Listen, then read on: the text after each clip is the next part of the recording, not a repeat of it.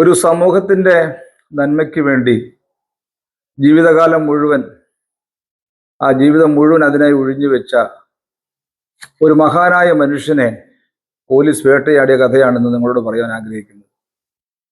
മദ്യത്തിനും മയക്കുമരുന്നിനും വിധേയപ്പെട്ട് കഴിയുന്ന ജനസമൂഹത്തെ, പാർശ്വവൽക്കരിക്കപ്പെട്ട ജനസമൂഹത്തെ രാഷ്ട്രത്തിൻ്റെ മുഖ്യധാരയിൽ കൊണ്ടുവരുവാനും ഒരു നല്ല ജീവിതം അവർക്ക് പറഞ്ഞു കൊടുക്കുവാനും സന്മാർഗത്തിലേക്ക് അവരെ നയിക്കുവാനും ശ്രമിച്ച ഒരു മാന്യദേഹമാണ് പാസ്റ്റർ തോമസ് ജോർജ് എന്ന ദൈവദാസൻ.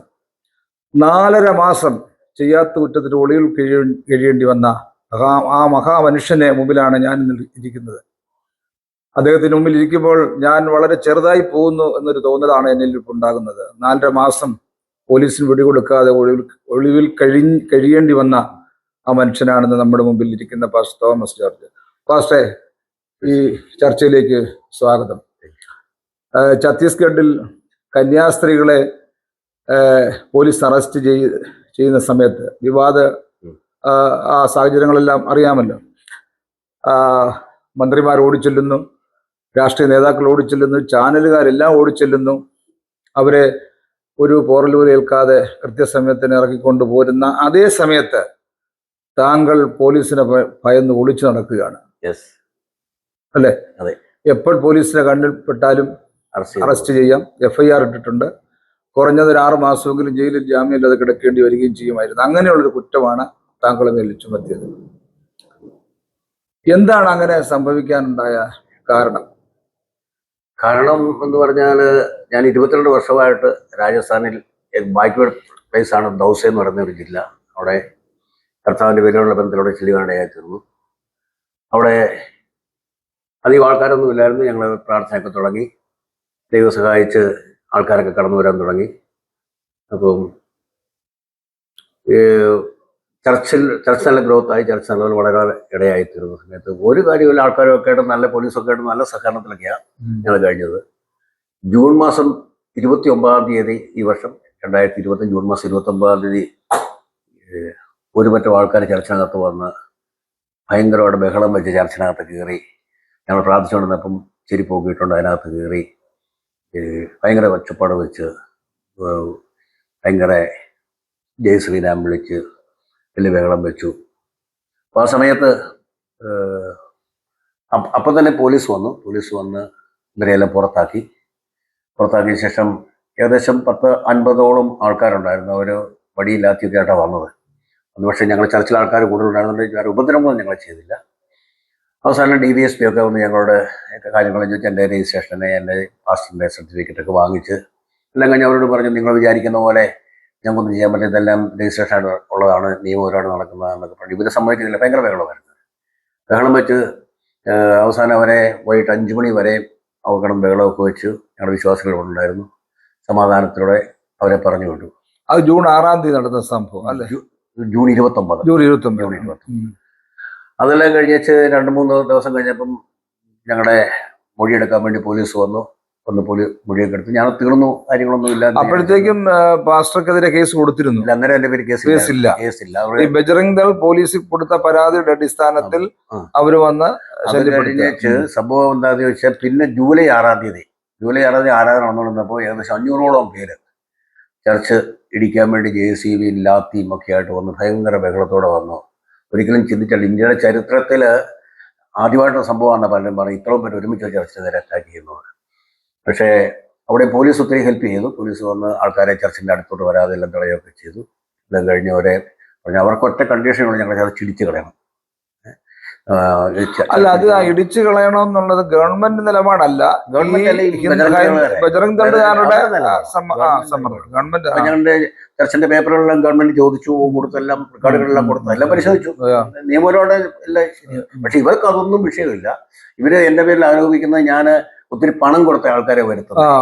അതാണ് അവരുടെ എന്റെ പേരിലുള്ള പരാതി കൊടുത്തിരിക്കുന്നത്. അങ്ങനെയാണ് അലിഗേഷൻ. അതാണ് ഞാൻ ഒത്തിരി പേരെ 15 വർഷം മുമ്പ് ഇവിടെ ഒരു ക്രിസ്ത്യൻ പോലും ഇല്ലായിരുന്നു. ഞാൻ വന്നു കഴിഞ്ഞാൽ പിന്നെ ഇവിടെ ഒത്തിരി പേര് 4,000 പേര് ക്രിസ്ത്യൻസ് ആയത് ഒക്കെ അങ്ങ് അലിഗേഷനാണ് വരുന്നത്. എല്ലാം കഴിഞ്ഞിട്ട് ജൂലൈ 6-ാം തീയതി ഈ പ്രശ്നമെല്ലാം ഉണ്ടായി. അവസാനം പിന്നെ പോലീസ് പ്രൊട്ടക്ഷൻ തന്നു. പിന്നത്തെ 2 ആഴ്ച പോലീസ് പ്രൊട്ടക്ഷൻ ആരാധന നടന്നു. അപ്പം ആരാധന നിർത്താൻ അവർ പറഞ്ഞില്ല, ടൈം മാറ്റി വെക്കാൻ പോലീസ് ഒത്തിരി കോപ്പറേഷൻ ചെയ്തു കേട്ടോ.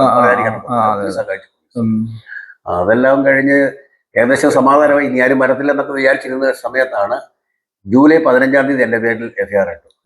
എഫ്ഐആർ ഇട്ട് 4 വകുപ്പ് എൻ്റെ പേരിൽ ചേർത്തു. 2 എണ്ണം ജാമ്യമില്ലാത്ത 196(1), 196(2), 219, 355. ഈ 4 വകുപ്പിൽ 2 വകുപ്പ് ജാമ്യമില്ലാത്തത്. അപ്പം പിന്നെ അവിടുന്ന് മാർഗമുള്ളൂ. പിന്നെ ഞാൻ പലരോട് ചോദിച്ചപ്പോൾ ഒന്നെങ്കിൽ പിടി കൊടുക്കുക അല്ലെങ്കിൽ മാറി നിൽക്കുക, ഇത് മാത്രം മാർഗമുള്ളൂ. ഞാൻ അവിടുന്ന് സ്ഥലത്തേക്ക് മാറി നിന്നു. ഹൈക്കോടതിയിൽ, സെഷൻസ് കോടതിയിൽ കേസ് കൊടുത്തു. കേസ് കൊടുത്തിട്ട് ദിവസങ്ങൾ ഇങ്ങനെ മാസങ്ങൾ 2 മാസത്തോളം 2.5 മാസത്തോളം ഈ കേസ് ഇങ്ങനെ മാറ്റി വെച്ചു. ഒരു കാരണവുമില്ലാതെ കേസ് മാറ്റി വെച്ചു. 11 പ്രാവശ്യം എൻ്റെ കേസ് അങ്ങനെ മാറ്റി വെച്ചു. 11 മാസം മാറ്റി വെച്ച് അത് ജൂലൈ 15-ാം തീയതി മുതൽ പിന്നെ സെപ്റ്റംബർ 5-ാം തീയതി എൻ്റെ ബെയിൽ റിജക്ട് ചെയ്തു സെഷൻസ് കോർട്ട്. 11-ാമത്തെ പ്രാവശ്യം റിജക്ട് ചെയ്തു. അപ്പൊ ഈ സമയത്തൊക്കെ ഉള്ള മാനസികാവസ്ഥ എന്താ? ഭയങ്കര മാനസികാവസ്ഥയാണ്. കാരണം അങ്ങോട്ട് പോകാൻ പറ്റത്തില്ല. ഞാൻ കുറേ നാള് ഞാൻ കേരളത്തിൽ വന്ന് താമസിച്ചു. കേരളത്തിലും എനിക്ക് നിൽക്കാൻ മേലാത്ത സാഹചര്യം വന്നു. കാരണം എഫ്ഐആറിനകത്ത് കേരളത്തിൽ എൻ്റെ അഡ്രസ്സും ഉണ്ട്. പിന്നെ ഇവിടെയും പോലീസ് എന്നെ പിടിക്കാൻ സാധ്യതയുണ്ടല്ലോ എന്ന് വിചാരിച്ചു. പിന്നെ ഞാൻ ഹൈദരാബാദിൽ ആന്ധ്രയിൽ പോയി. അല്ല, അവിടെ കേസ് ഉണ്ടെങ്കിൽ ഇവിടത്തെ പോലീസിന് സഹായത്തോടെ പിടിക്കാം. പിന്നെ അത് കഴിഞ്ഞ് ഞാൻ കുറെ നാൾ അങ്ങനെ പിന്നെ ഞാൻ ലാസ്റ്റ് പിടിച്ചാൽ പിടിക്കണം. കാരണം എൻ്റെ വൈഫ് മാത്രമേ ഉള്ളായിരുന്നു, മക്കളാരുമില്ല, വേറെ ആരുമില്ല. ചർച്ചിൽ വലിയ അരക്ഷാവസ്ഥയിലാണ്. വിശ്വാസികളെ ഒരൊറ്റ ആഴ്ച പോലും ഞങ്ങളുടെ ആരാധന മുടങ്ങിയില്ല. അതൊരു വലിയ കാര്യം. വലിയ ഈ പ്രശ്നം ഉണ്ടായിട്ട് വിശ്വാസികളെല്ലാം സ്ട്രോങ് ആയിട്ട് നിന്നു. അവസാനം ഞാൻ എന്തും വന്നാൽ എന്നെ അറസ്റ്റ് ചെയ്യുകയും ചെയ്തോട്ടെ, എന്നെ പിടിച്ചോട്ടെ എന്ന് വിചാരിച്ച് ഞാൻ നാട്ടിലേക്ക് തിരിച്ചുപോയി. ലൗസയിലേക്ക് എൻ്റെ സ്ഥലത്തേക്ക് ഞാൻ തിരിച്ചുപോയി. അവിടെ 2 ആഴ്ച ഞാൻ അവിടെ നിന്ന് കഴിഞ്ഞപ്പോഴാണ് ഈ സെപ്റ്റംബർ 4-ാം തീയതി എൻ്റെ കേസ് റിജക്ട് ചെയ്യുന്നത്. ബെയിൽ റിജക്ട് ചെയ്ത് കഴിഞ്ഞപ്പോൾ വളരെ മാനസികമായി എനിക്ക് കിട്ടുമെന്നുള്ള, കാരണം എൻ്റെ പേരിൽ ഒരു അലിഗേഷൻ തെളിയിക്കാൻ കഴിഞ്ഞില്ല. അവർ ഒത്തിരി പേരെ വിളിച്ച് ചോദിച്ചു. ഈ ആരോപണം ഉന്നയിച്ച ആള് എന്താണ് പറഞ്ഞിരിക്കുന്നത്? ആരോപണം ഉന്നയിച്ച ബഹിരംഗങ്ങളുടെ അവിടുത്തെ ഒരു ലീഡറാണ്. ഞാനൊന്നും വരെ പുള്ളിയെ കണ്ടിട്ടില്ല. അവർക്കൊന്നും എന്നെ അറിയത്തൊന്നുമില്ല, അത് കണ്ടിട്ടൊന്നുമില്ല. അവരിങ്ങനെ ഒന്ന് മതപരിവർത്തനം ചെയ്യുന്നു, തരം പരിവർത്തനം ചെയ്യുന്നു, അങ്ങനെ ഒരു ആരോപണമുള്ളൂ. അപ്പം ഞാൻ എൻ്റെ വൈഫ് തന്നെ ഉള്ളത് കൊണ്ട് വളരെ മാനസിക പ്രയാസമായി. പുള്ളിക്കാരി തന്നെ എന്ത് ചെയ്യും, അന്യ നാടാണ്, ആരുമില്ല, സഹായിക്കാൻ ആരുമില്ല, അങ്ങനെയൊക്കെ പ്രയാസം. ഞാൻ തിരിച്ചവിടെ പോയി. അവിടെ ചെന്ന് ഞാൻ അവിടെ തന്നെ ഒതുങ്ങിക്കൂടി നിന്നു.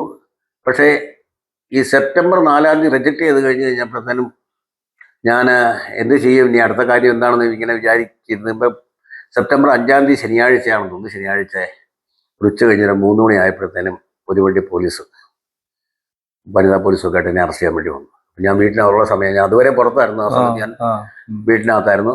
ഇത് കണ്ടു കഴിഞ്ഞപ്പോഴത്തെ എനിക്ക് മനസ്സിലായി എന്നെ പിടിക്കാൻ വേണ്ടി, എന്നെ അറസ്റ്റ് ചെയ്യാൻ വേണ്ടി വന്നതാ. ഞാൻ പെട്ടെന്ന് ഉടൻ തന്നെ അവിടെ നിന്ന് എന്ത് ചെയ്തു, എൻ്റെ വീടിൻ്റെ ബെഡ്റൂമിലെ ബാത്റൂമിൽ കയറി ഒളിച്ചിട്ട് ഞാൻ ഇവിടെ ഇല്ലെന്ന് പറയാൻ പറഞ്ഞു. അങ്ങനെ അവർ വീട് മുഴുവൻ സെർച്ച് ചെയ്തു. അത് ദൈവത്തിൻ്റെ ഉറവുകൊണ്ട് അത് മാത്രം തുറന്നു നോക്കിയില്ല അവർ.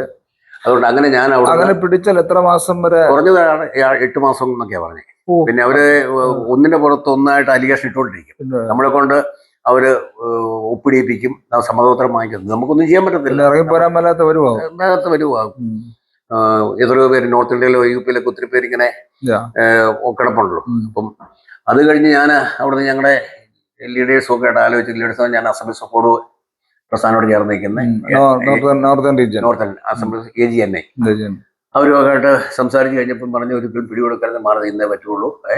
അപ്പം ഞാനിങ്ങനെ മാറി നിന്നപ്പം മാനസികമായിട്ട് എനിക്ക് പല പ്രയാസങ്ങളൊക്കെ ഉണ്ടായി. ഇങ്ങനെ മാറി നിൽക്കുന്നത് ശരിയാണോ എന്നൊക്കെ ഒരു ചിന്ത എൻ്റെ മനസ്സിലുണ്ടായി. കാരണം അന്നേരം എൻ്റെ ഒരു പാസ്റ്റർ എന്നോട് പറഞ്ഞു, പാസ്റ്ററെ അങ്ങനെ ഒരിക്കലും ചിന്തിക്കരുത്. യേശു കർത്താവ് പോലും ഒരു സ്ഥലത്തേക്ക് വാങ്ങിപ്പോയി എന്ന് വേദത്തിൽ വാക്യമുണ്ട്. പൗലോസ് മറ്റു സ്ഥലത്തേക്ക് മാറിപ്പോയ ഒരു വാക്യമുണ്ട്. നമ്മൾ മാറി നിൽക്കുന്നത് നമ്മളെ ബുദ്ധിയോടെ ചെയ്യണം. ഓക്കെ, അങ്ങനെ ഞാൻ മാറി നിന്നു. പിന്നെ ഹൈക്കോർട്ടിൽ കേസായി. ഹൈക്കോർട്ടിൽ 6 പ്രാവശ്യം മാറ്റി വെച്ചത്. 6 പ്രാവശ്യം മാറ്റി വെച്ച് കഴിഞ്ഞേച്ച് പണം കൊടുത്ത് മതപരിവർത്തനം നടത്തിയത് കേസാണ്. അത് തന്നെയല്ല, രാജസ്ഥാൻ ഗവൺമെന്റ് പാസ്സാക്കിയ നിയമത്തെ ബേസ് ചെയ്താണല്ലോ കേസ്. അത് രണ്ടാമത് ഈ എന്റെ കേസ് എടുക്കുമ്പോൾ ആ നിയമം പാസ്സായിട്ടില്ല.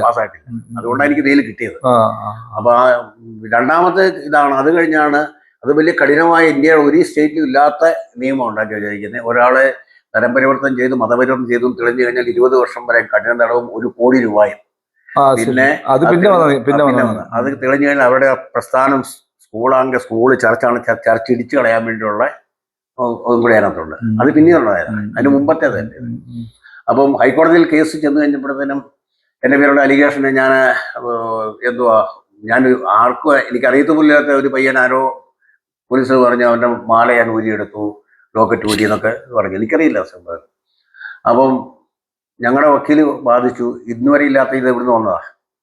ഈ 2 മാസം ഇല്ലാത്ത ഈ അലിഗേഷൻ ഇപ്പൊ ഇവിടുന്ന് വന്നതാ, ഇത് കള്ളത്തരമാണ്. അപ്പം ജഡ്ജി പറഞ്ഞു ഒരു കാര്യം ചെയ്ത് പോലീസ് ഓഫീസറെ വിളിപ്പിക്കാൻ പറഞ്ഞു. അങ്ങനെ പോലീസ് ഓഫീസറെ വിളിപ്പിച്ചു. 2 പ്രാവശ്യം, ആദ്യത്തെ 2 പ്രാവശ്യം വിളിപ്പിച്ച ആൾ ചെന്നില്ല. അവസാനം കോടതി സ്ട്രിക്റ്റ് ഓർഡർ ഇട്ടു. വിളിപ്പിച്ച് കഴിഞ്ഞ് ശരിക്കും പറയാനുള്ള കാര്യങ്ങളൊന്നും ഇല്ലാത്തത് കൊണ്ട് ഏതായാലും അന്ന് പുള്ളിയോട് ചോദിച്ചപ്പം പോലീസ് ഓഫീസർ എന്തോ പറഞ്ഞ് തെറ്റ് സംഭവിക്കാൻ വേണ്ടി ചെയ്തു. അതെനിക്ക് ജാമ്യം തരികയും ചെയ്തു. ഇതാണ് സംഭവിച്ചിരിക്കുന്നത്. ഇപ്പം ഞാൻ കേസ് തീർന്നിട്ടില്ല, ജാമ്യത്തിലാണ്. ഇനി ഒത്തിരി മുന്നോട്ട് പോകണം. ഇനിയിപ്പം വിളിക്കുന്ന അവധിക്കൊക്കെ പോകണം. ഇപ്പോഴും ഭീതിയിലാണ്, ഭയങ്കര പ്രശ്നങ്ങളാണ് അവിടെ. കാരണം ഇന്നലെ ആണെങ്കിലും ഈ സൺഡേയിൽ ഒരു പാസ്റ്റർ അറസ്റ്റ് ചെയ്തു എന്ന് അറിഞ്ഞു. ലാൽചന്ദ് എന്ന് പറഞ്ഞൊരു പാസ്റ്റർ, ഈ ജില്ലയിലെ ഒരു പാസ്റ്റർ, ഡൽഹിയിലൊരു പാസ്റ്ററേയും ഡൽഹിയില് ചാണ്ടിവരെ ജാമ്യം കിട്ടിയിട്ടില്ല. അദ്ദേഹം ജയിലില്ല, ഇപ്പോഴും ജയിലിലല്ല, പിടികൊടുത്തിട്ടില്ല. അങ്ങനെ അല്ല, അതിപ്പം ബുദ്ധിപൂർവ്വം നമ്മൾ ചെയ്യണം, അത് ഗവൺമെന്റ് റൂൾസ്. അതാണ് ഇപ്പോഴത്തെ ചില രാജസ്ഥാനിൽ വലിയ പ്രശ്നങ്ങളാണ്. രാജസ്ഥാനില് എത്ര വർഷമായി ചെന്നിട്ട്? ഞാൻ 23ാമത്തെ വർഷമായത്. അതെ. അപ്പൊ അവിടെ ഇപ്പൊ 500ഓളം വിശ്വാസികളുണ്ട്. ഇവരോട് ഈ മദ്യപാനം നിർത്തണം, പുകവലി നിർത്തണം, നല്ല വസ്ത്രം ധരിക്കണം, അല്ലേ, വൃത്തിയായിട്ട് നടക്കണം, ഒരു സാൻമാർഗിക ബോധവും ഒരു ദൈവിക അവബോധവും ഇവരുടെ ഉള്ളിലേക്ക് കൊടുത്തതിന്റെ പേരിലാണ് ശിക്ഷ. അത് മാത്രമേ ഉള്ളൂ. അല്ലാതെ വഴിവിട്ട് നടക്കണം, കള്ളുണ്ടാക്കി വിൽക്കുന്ന പരിപാടിയോ അല്ലെങ്കിൽ കൊലപാതകത്തിന് കൂട്ടു നിൽക്കുന്ന പരിപാടിയോ ഭീകരപ്രവർത്തനമോ ചെയ്യുന്നവരെയൊക്കെയാണ് ഇങ്ങനെ ക്രൂരമായ ശിക്ഷയ്ക്കാണ്.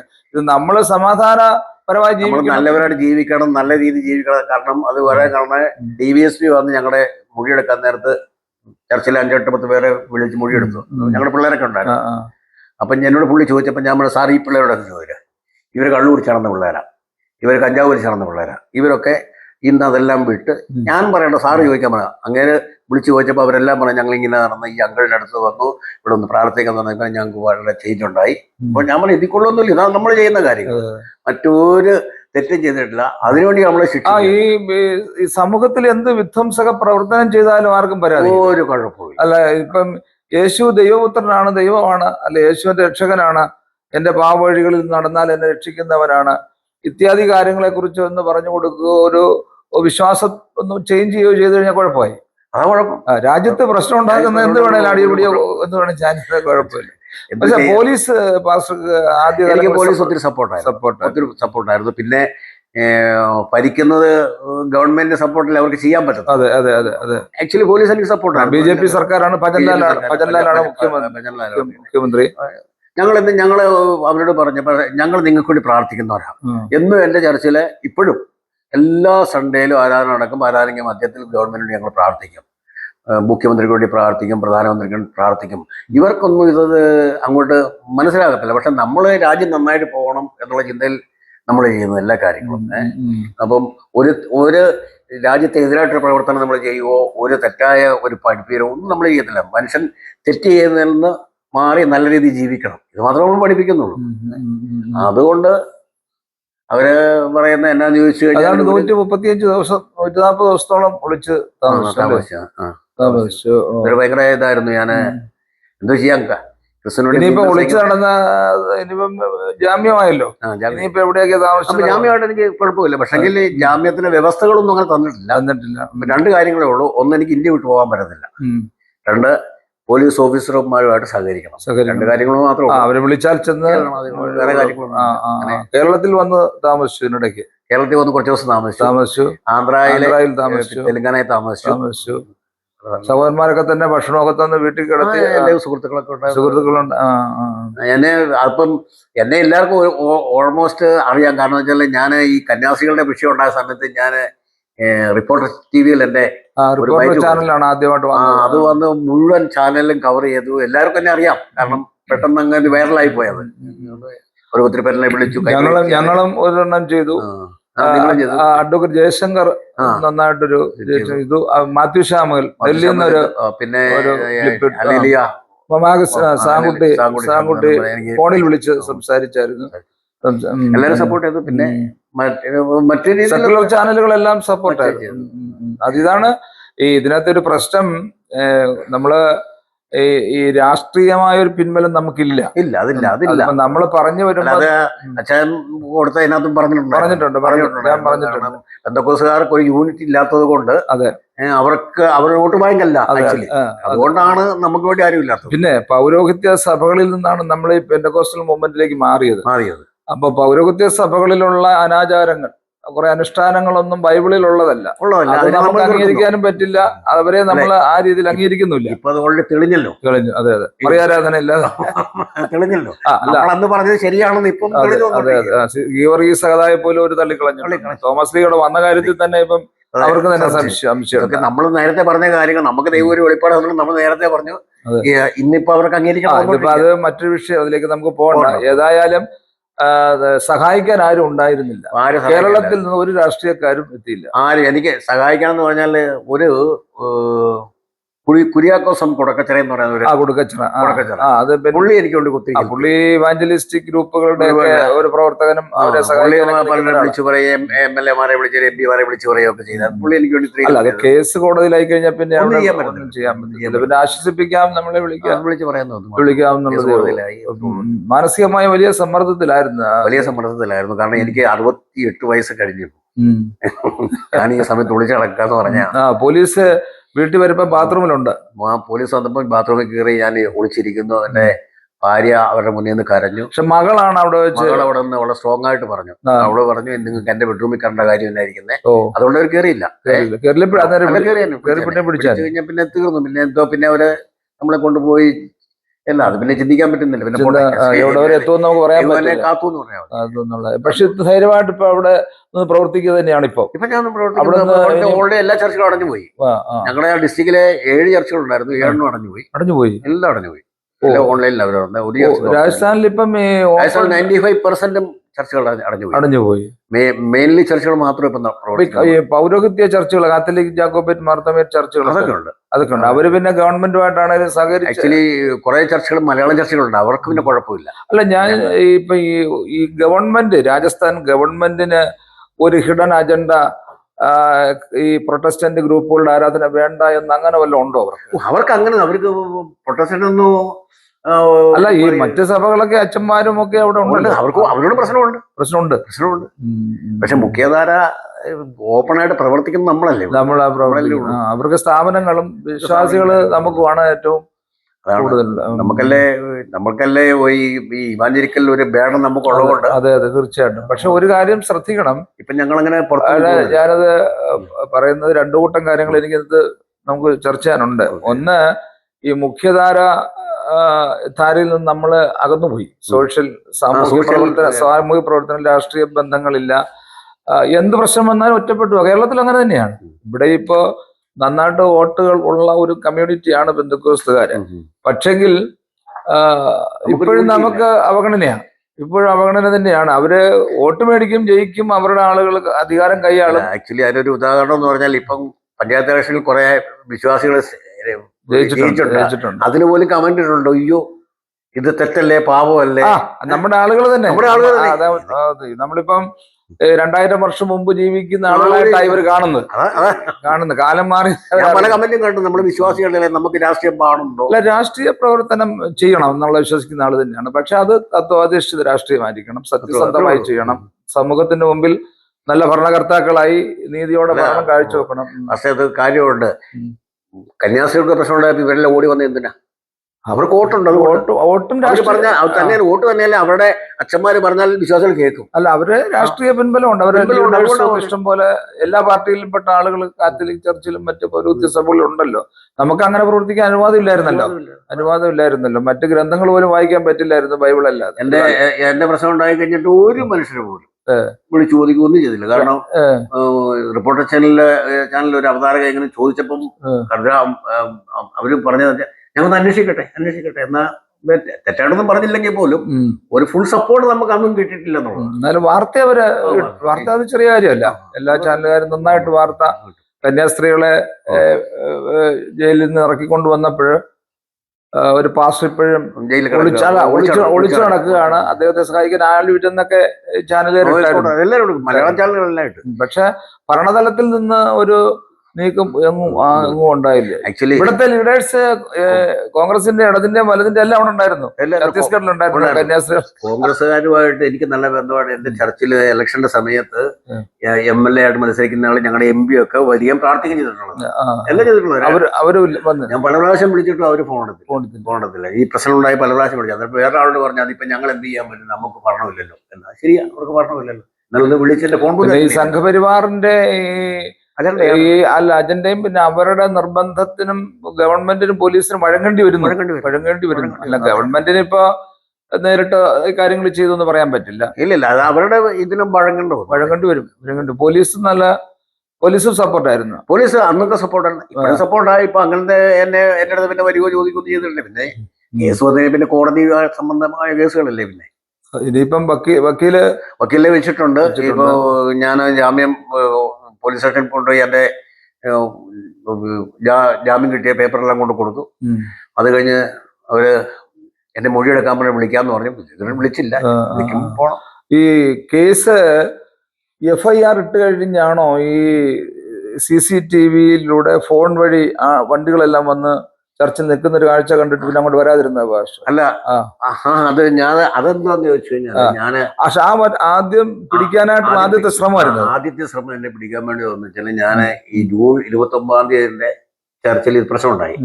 അത് കഴിഞ്ഞ് ഞാൻ വക്കീലിനെ കാണാൻ വേണ്ടി ഞങ്ങളുടെ സ്ഥലം, ഞാൻ താമസിക്കുന്ന സ്ഥലവും ജയ്പൂരുമായിട്ട് 60 കിലോമീറ്റർ ഉണ്ട്. അപ്പൊ ഞാൻ അവിടെ പോയി വക്കീലുമായിട്ട് സംസാരിച്ചുകൊണ്ട്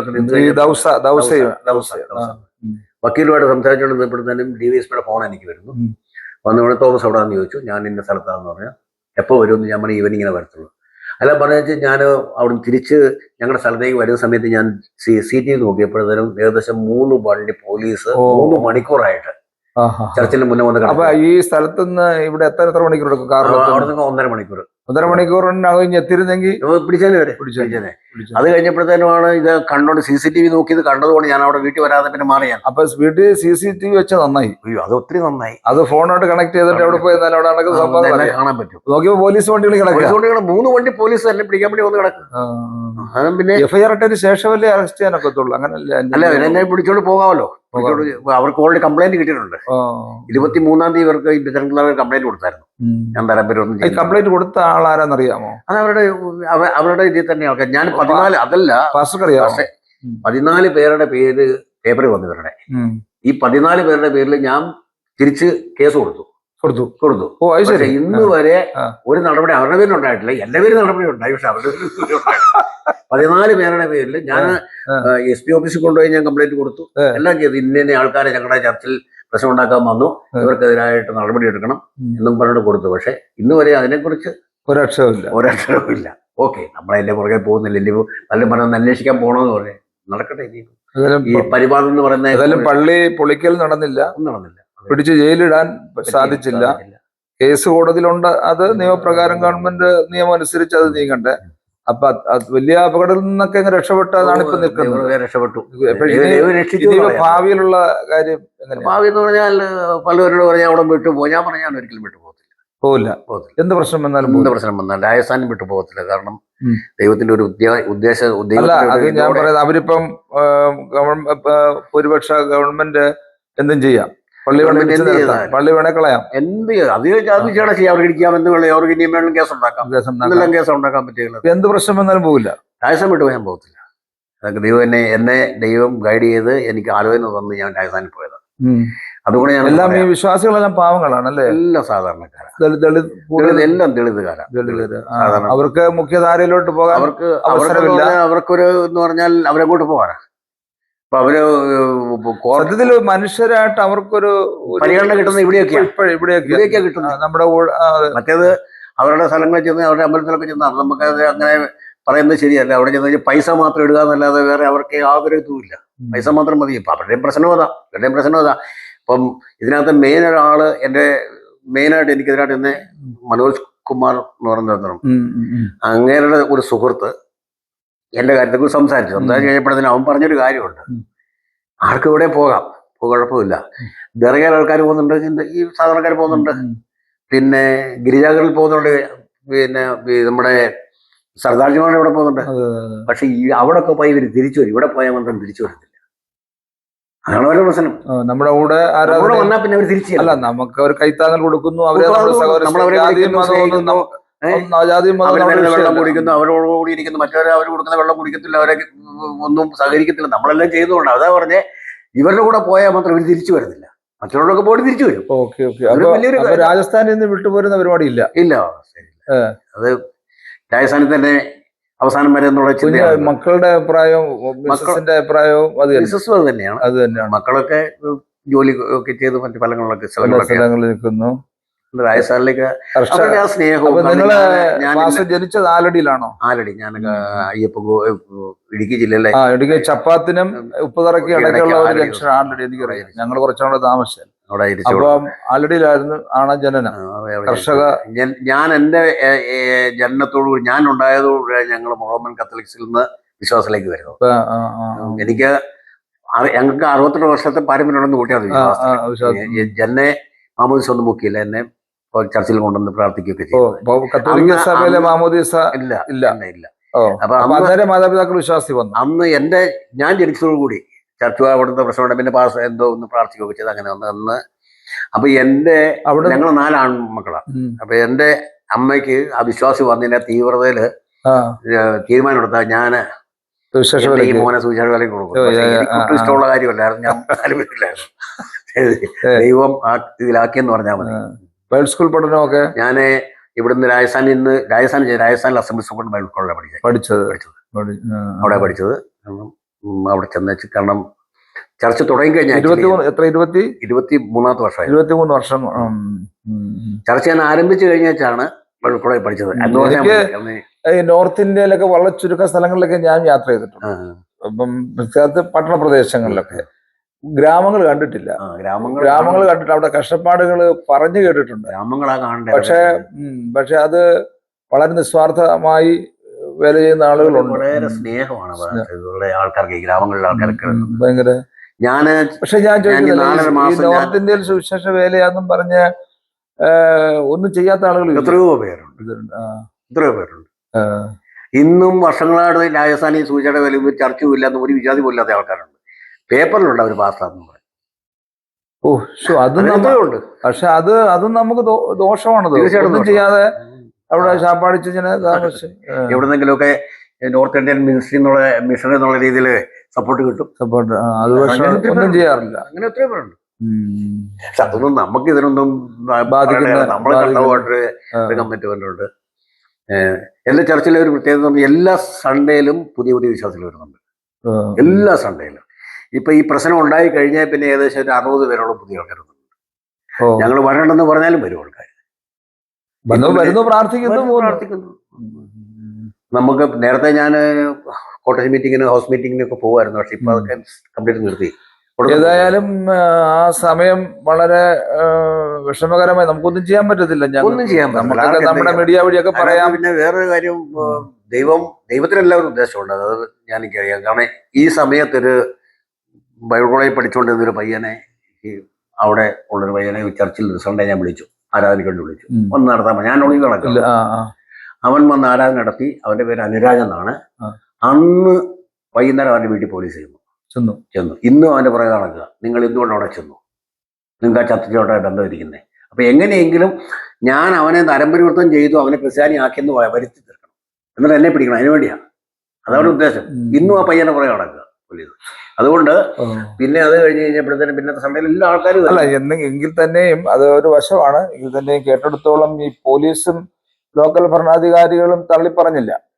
പക്ഷെ തള്ളിപ്പറഞ്ഞ അവിടെ നിൽക്കാൻ പറ്റില്ല. സംഘപരിവാർ എന്ന് പറയുന്നത് ഹിന്ദു അജണ്ട നടപ്പിലാക്കാനുള്ള തീവ്ര ഒരു ഗ്രൂപ്പുകളാണ് അവരെല്ലാരും. അപ്പൊ അവര് സമ്മർദ്ദത്തിന് വഴങ്ങിയൊക്കെ പോലീസിന് ചെയ്യേണ്ടി വരുന്നു. അത്രേ ഉള്ളൂ. ഗവൺമെന്റ് പോലീസ് അങ്ങനെ ഒന്നും ദോഷമായിട്ടൊന്നും അപ്പൊ അവരുടെ ശ്രമഫലമായിട്ടാണ് ഈ ആരാധന സ്ഥലങ്ങളെല്ലാം നിന്നും പോയത് അല്ലേ? നിയമം വന്നു കഴിഞ്ഞപ്പോ പുതിയ നിയമം വന്നു കഴിഞ്ഞാൽ നിയമം വന്നപ്പോ രജിസ്ട്രേഷൻ ഇല്ലാത്തത്, സ്വന്തമായിട്ട് ചർച്ച ഇല്ലാത്തത്, അതൊക്കെ ഓട്ടോമാറ്റിക് നിന്ന് പോകുമല്ലോ. പിന്നെ ഈ കോടി ശിക്ഷയും വരുന്നു, ഭയങ്കര ശിക്ഷയും വരും. കാരണം ഞങ്ങളുടെ അവിടുത്തെ പോലീസ് ഓഫീസറുമായിട്ട് പാസ്റ്റർമാരെല്ലാം കൂടെ ഒരു മീറ്റിംഗ് നടത്തിയായിരുന്നതാണ്. അന്ന് അവിടുത്തെ മെയിൻ പോലീസ് ഓഫീസർ പറഞ്ഞ് നിങ്ങൾക്ക് ഞങ്ങൾ സപ്പോർട്ട് ചെയ്യാം, പക്ഷെങ്കിൽ വീടുകളിൽ ആരാണത്താൻ പറ്റുന്നില്ല, വീടുകളിൽ നടത്താൻ പറ്റത്തില്ല. പൊതു ആരാധന സ്ഥലത്ത് അങ്ങനെയുള്ളതൊക്കെ ഇന്ന് പോയിരിക്കുന്നത്. മെയിനിനെ പിന്നെ ഒരു കാര്യമുണ്ട്, ഞാൻ എൻ്റെ സഭയെ പണിയും പാതാളപൂരം ചെയ്ത കർത്താവിന്റെ വേലയാണ്, ദൈവം നടത്തും. എല്ലാവരോടും എനിക്ക് പറയാനുള്ള കാര്യം രാജസ്ഥാനി ഓർത്ത് പ്രാർത്ഥിക്കാതെ. തീർച്ചയായിട്ടും പ്രാർത്ഥിക്കുക, സഹായിക്കുക എല്ലാവരും. തന്നെ കാത്തലിക് കോൺഫറൻസ് അവരും പിന്നെ പല സംഘടനകാരും സുപ്രീം കോടതി കേസ് കൊടുത്തിട്ടുണ്ട്. അതെല്ലാം കൂടെ ഇപ്പൊ ക്ലബ് ചെയ്ത് ക്ലബ് ചെയ്തിട്ടുണ്ട്. നിങ്ങളുടെ വിധി വരും, നിങ്ങളുടെ നിയമം വരും എന്ന് വിചാരിക്കാം. ഈ കോൺഗ്രസ് മിനിസ്ട്രി അങ്ങനെ വന്നു കഴിഞ്ഞാൽ മാറ്റം വരുള്ളൂ. വന്നു കഴിഞ്ഞാൽ നിയമമൊന്നും മാറുന്നില്ലെങ്കിലും പിന്നെ അവര് സ്ട്രിക്റ്റ് ആകത്തില്ല. കുറച്ചൊക്കെ കർണാടകയില് ഓൾറെഡി കോൺഗ്രസ് ഗവൺമെന്റ് കളഞ്ഞു. അല്ല, കർണാടകയിൽ അത് കളഞ്ഞു. ആര് കളഞ്ഞു? എന്ന് കളഞ്ഞു. അല്ല, BJP കൊണ്ടുവന്ന നിയമം അതുപോലെ നിൽക്കുന്നു. പക്ഷെ അവര് അത് ഇത് ചെയ്യുന്നില്ല, റേസ് ചെയ്യുന്നില്ലെന്നുള്ളൂ. പക്ഷെ നമ്മള് പേപ്പറിൽ വായിച്ചത് കോൺഗ്രസ് മിനിസ്റ്റർ വന്നു കഴിഞ്ഞപ്പോ ന്യൂനപക്ഷങ്ങൾക്കെതിരെ അതൊന്നും ചെയ്യാം. അത് ഒരു നിയമം ഉണ്ടാക്കി ആ നിയമം കളയാൻ വേണ്ടി അതിൻ്റെതായ മൂലമളകളുണ്ട്. പിന്നെ അതൊന്നും ചെയ്യത്തില്ല. ഇപ്പം നമുക്ക് ഫ്രാങ്കായിട്ട് ചിന്തിക്കാം. ഇപ്പം ക്രിസ്ത്യൻസിനെതിരായിട്ട് നിയമം അല്ലെങ്കിൽ നിയമം അതിൽ കോൺഗ്രസ് ഗവൺമെന്റ് തന്നെ മുഴുവൻ നിൽക്കണല്ലേ, അവര് സപ്പോർട്ട് ചെയ്യുന്ന ആൾക്കാർ. തീർച്ചയായിട്ടും ഇപ്പം ഗവൺമെന്റ് അതിനകത്ത് സ്ട്രിക്റ്റ് ആയിട്ട് എടുക്കുന്നില്ല. അതേ ഉള്ളൂ. ചപ്പാത്തിൽ ഇപ്പൊ ആരെങ്കിലും ഉണ്ടോ? കുടുംബാംഗങ്ങൾ ആരെങ്കിലും ഒക്കെ ഉണ്ടോ? ആരുമില്ല, വീട് അടച്ചിട്ടിരിക്കുക. ഒരു ചേട്ടനുണ്ട്. അപ്പോൾ ഞങ്ങളൊക്കെ ഇവിടെ നിന്ന് പ്രാർത്ഥിക്കാം, എന്തെങ്കിലുമൊക്കെ എഴുതാം, പറയാമെന്നല്ല. വിശ്വാസികളെ, നമ്മുടെ ജനസമൂഹത്തെ ഇങ്ങനെയുള്ള സംഭവവാസങ്ങൾ അറിയിക്കാൻ മീഡിയ പ്രാർത്ഥനയാണ്. അതെ, മീഡിയയുടെ സേവനം ചെറുതല്ല. ഇത്രയും കാര്യങ്ങൾ നമുക്ക് നമ്മുടെ ജനസമൂഹം പറയാൻ കഴിഞ്ഞല്ലോ. അവർക്ക് പ്രാർത്ഥിക്കാനും. ഞാൻ ക്രൈസ്തവത്തെ എപ്പോഴും വായിക്കുന്ന ആളാ. തീർച്ചയായിട്ടും, താങ്ക് യു. അപ്പം ദൈവം സഹായിക്കട്ടെ. അപ്പൊ ഇനിയിപ്പം അടുത്ത ദിവസങ്ങളിൽ മടങ്ങി അപ്പൊ ക്രൈസ്തവ്യതയുടെ വായനക്കാരോട് ഇത്രയും സമയം അവിടുത്തെ അനുഭവങ്ങൾ പങ്കുവച്ചതിൽ സന്തോഷം. വന്ന് നേരിൽ കാണാൻ കഴിഞ്ഞില്ല, പക്ഷെ കേട്ടറിവുണ്ട്. ഈ കാര്യങ്ങളൊക്കെ നിങ്ങൾ കഷ്ടപ്പെട്ട് വളരെ ത്യാഗം അനുഭവിച്ചാണ് ദൈവവേല ചെയ്യുന്നത് അറിയാം. ഞങ്ങൾക്ക് നല്ല ബോധ്യമുണ്ട്. തീർച്ചയായിട്ടും. തീർച്ചയായിട്ടും.